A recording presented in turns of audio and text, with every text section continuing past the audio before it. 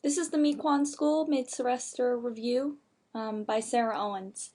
The site plan shows mainly how the parking and building relate to the corner proximity of the site and the school. So the building is more pushed towards Kelly Drive and the river, and the parking access for parents and school buses is more toward East Falls on the Ridge Avenue side. The premise of the building design is that integration of outdoor play with indoor utility. So the building has shifting volumes, all 2 stories at the most, and there's a lot of outdoor space that has different functions and is created by the building exterior walls. So we have areas for groundwater recharge, as well as organized school play, as well as discovery play, and then a garden area that will help to feed the kitchen, concentrated in the center of the site. The first floor plan shows how you would enter the building, drop off, and the linear nature of the classrooms and offices and lobby. The lobby in particular has access to the drop-off area, and then you can look straight through the lobby into a play area and then into a water treatment facility. So the linear water treatment facility is right up against the sidewalk of Kelly Drive, and it would be accessible to the students only, but through windows and different perforations in the building, people who are walking on the sidewalk or driving on Kelly Drive will be able to experience the water treatment systems and the process that the water goes through, filtration wise and heating wise, to generate back into the school buildings. You can also see the central garden area that feeds the kitchen and acts as a transition point for the site. So it helps to step down from the art and kindergarten and first grade areas outside and then to the gym areas. So the tiers that create the garden boxes are also part of the site and help to step the children down to a lower level that follows the natural grade of the site. The second floor is for the older students, the 5th, 3rd, and 4th graders, as well as the science, music, and then the primary core office, individual office buildings in one long stretch. The administrators have an opportunity to look out onto the play areas as well as the water treatment facility and really be able to see all portions of the campus, from the drop-off areas to the actual outdoor facilities that the students are using. The students also have full views and can experience the gardens and the discovery play area and the field play area from their levels, because the hallways are all lined with windows and are designed to be meeting points for students, potential gallery space, and their own program spaces as well. Through the site sections, you're able to see the design of the hallways and how they function, not only to let light and views into the building, but also to control the airflow and create passive solar heating and shading. So the thickness of the facade allows for solar heat gain in the winter, but also has many perforations and venting options that allow for passive airflow in the summer times. There's also light well and essentially heat escape at the top, and then overhangs. As the roof structure comes down to the ground, it creates a gathering place for students and teachers through benches and creating a covered space outside where people could gather before they walk into the garden areas or the kitchen areas. The lower longitudinal site section, you can see how the grade steps up, and that actually is going to be part of the water treatment filtration and the different steps. So the grade stepping up directly relates to the relationship of the water and the process and level of the process that it is. This detail section through the classrooms shows the different features of the light well at the top, as well as the top ventilation where all the heat can go out in the summer times, in the spring, essentially the late spring and then early fall. So buildings would potentially not be used as much in the summer.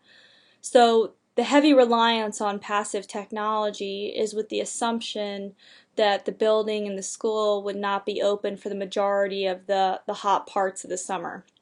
The middle detail shows how the first floor and the second floor circulation directly relate through ventilation, noise, experience. You can hear the people below you in this space, and you can also, the air can flow through because the second floor is cantilevered and does not fully connect to the roof structure. The lower detail shows how the roof structure interacts with the grade and creates a gathering space for students and teachers, as well as a place where students can really tactily see the structure and actually understand their building. So in Mequon, experience through touching, feeling, and all the senses is very important. So the fact that you can walk up, touch the roof structure, see how it's made and what it's functioning and what it's doing would be a critical learning experience for the students. The water management plan shows the different areas of impervious coverage.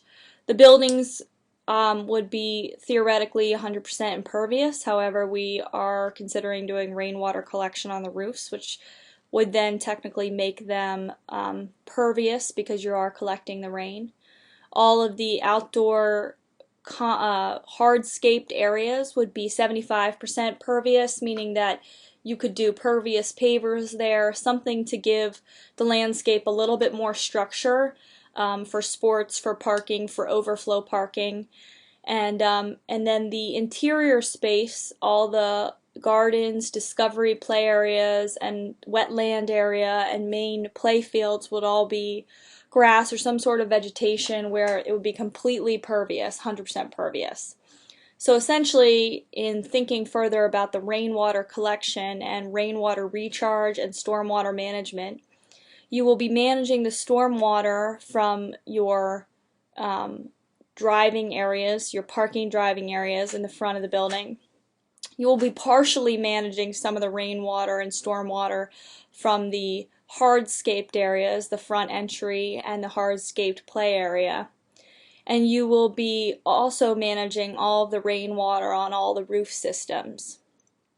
The rainwater at the roof systems will go into watering the garden. So the rainwater collection can be a very simple but effective way of students being directly involved with how does this rain, how much are we collecting, how can we recharge it to the earth, etc.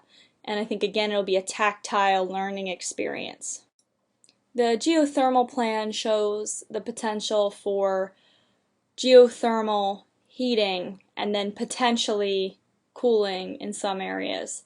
Again, with the assumption that this building will not be used in the heat of the summer and that the majority of the time or a lot of the time the students are encouraged to be outside or to be moving around and utilizing different areas of the site, having air conditioning in all spaces is not really something we're thinking about doing.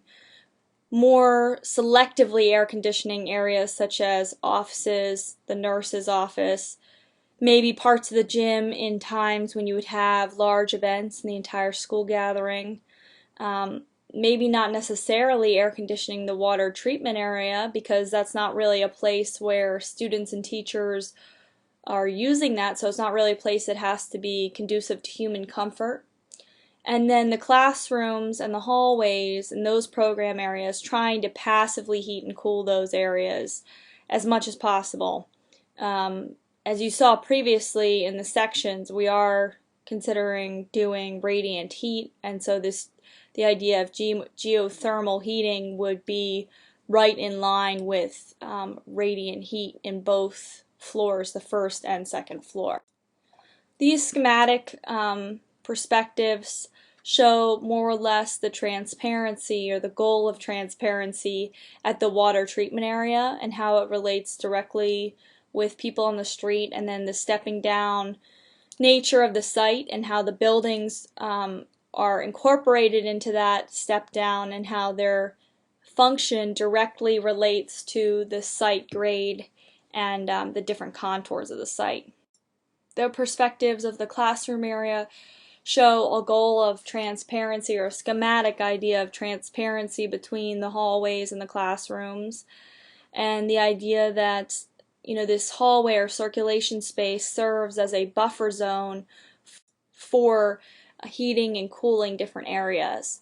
If you look back to the detail section, you can see how that area actually becomes, in essence, a heating and cooling zone for the classrooms. So the classrooms have their own ventilation on both sides in the hallway and to the outside wall.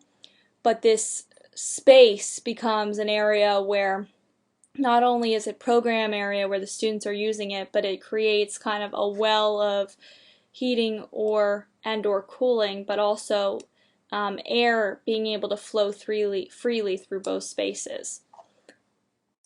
Some of our benchmarking goals are doing passive technology before any active technology. And a few of the major things that we will be incorporating in this plan design is that geothermal will be the main way to heat the spaces. Passive cooling of airflow and shading will be the main way to cool the spaces. A goal would be to manage all rainwater to use in the garden and to manage all stormwater on the site through the wetland and water treatment plant, and then to offset any of those expenses for electric with solar panels. So whatever we may need in terms of electric, trying to offset that with solar panels. Those are kind of the main benchmarking principles that we're aiming for in the next phase of the project. Thank you.